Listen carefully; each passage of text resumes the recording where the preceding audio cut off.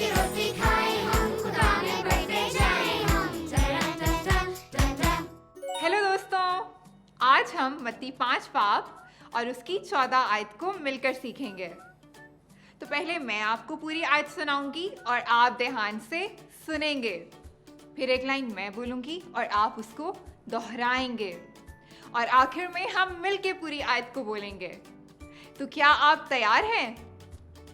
अब मैं आपको पूरी आयत सुनाऊंगी और आप ध्यान से सुनेंगे।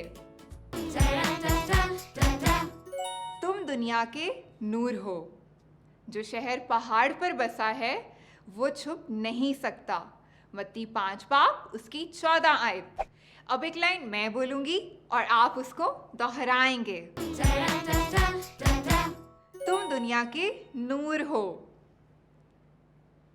जो शहर पहाड़ पे बसा है वो छुप नहीं सकता। मत्ती 5 पाप 14 आयत। वाह, बहुत अच्छे। आप सबने तो इस आयत को बहुत जल्दी सीख लिया।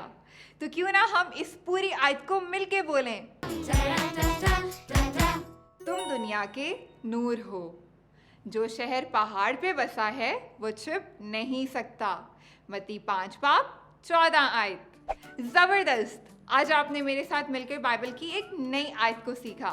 इस आयत को हमेशा याद रखें और दोस्तों को भी सिखाएं।